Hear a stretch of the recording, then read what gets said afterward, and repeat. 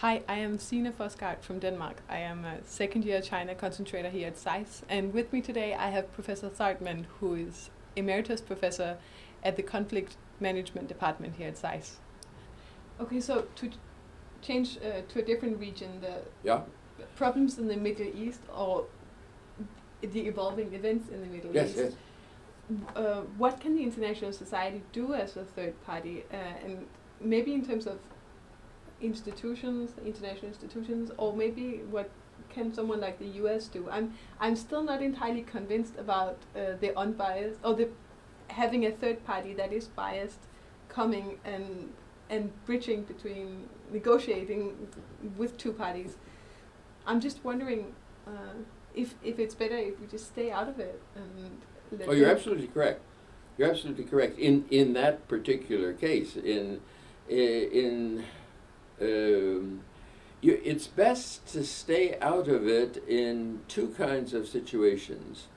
When the good guy is winning, and the good guy, by our definition. That's the right. Yeah, sure. Right.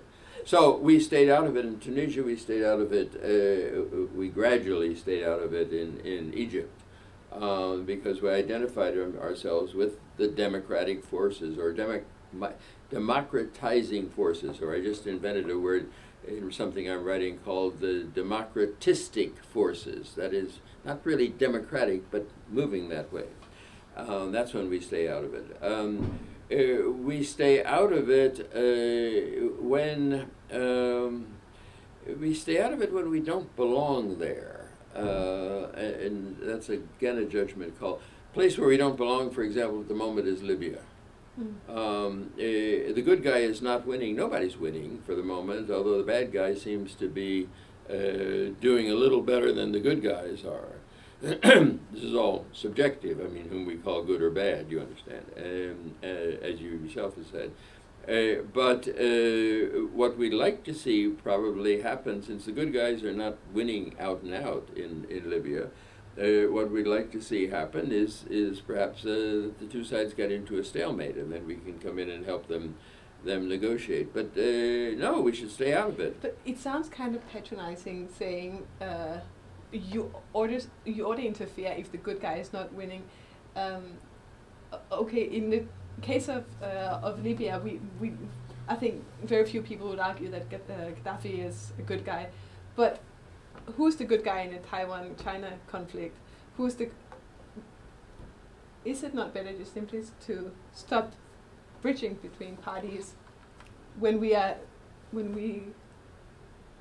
Well, I mean, it's your own example. It's clear to us who the good guy is in China, Taiwan. I mean, we are committed to the protection of the Taiwanese, and we're historically committed just as we are to Israel, for example.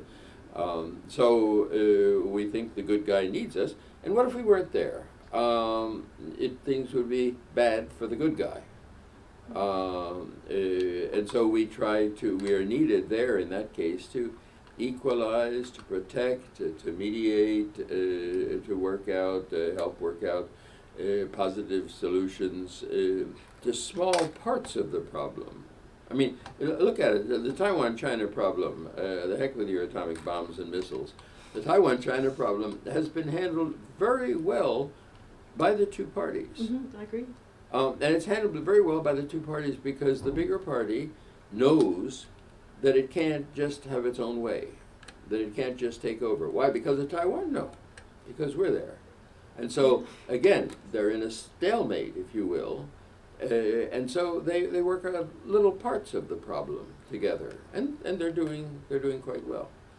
I wrote something in a book that came out recently, and this China's not my area, but saying that what we should do in this area is just to stay in the background and help as long as the two sides, bit by bit, work out little pieces. That is, how do you trade? How do you get a visa? How do you visit your family? And this kind of thing that they're handling very, very successfully. And they've handled, the parties have handled things rather successfully in Tunisia and in Egypt, and we're watching some of the other countries as well. So finally, one question. You say Libya is a place we should stay out of for now. Where should we go in then? Note that this is, despite the one China doctrine, this is an internal matter in the countries that we're talking about. And it's a matter that it's an extraordinary moment. It's an exciting moment in which the people have risen up against their government and have said that government is ours. So it's a moment in which things are in good hands in a limited sense, in a learning sense. I can take that apart and we can talk about how good the hands are and that kind of stuff. But being an internal matter, if we come in and start playing sides or playing a heavy role in there, we delegitimize what's being done. You cannot impose, it's a logical contradiction to say we impose democracy, because democracy is the people's thing. That's etymologically what the word is. You can help conditions, and you can do what we did in Iraq. I'm not arguing with Iraq, although we can argue about that too if you want. But in Iraq, we removed the condition that kept democracy from happening. And now Iraq is a very democratic country doing a rather bad job of it. But it's doing that bad job itself. And the same thing is true in, mutatis mutandis, the same thing is true in Tunisia and Egypt, where they're doing the job themselves. They don't want us in. What can we do? We can help them do the job themselves. We can, the children of NED, the National Endowment for Democracy, go and train political parties, help them do their job better. There are groups that go and deal with parliaments and tell them how to act like parliaments.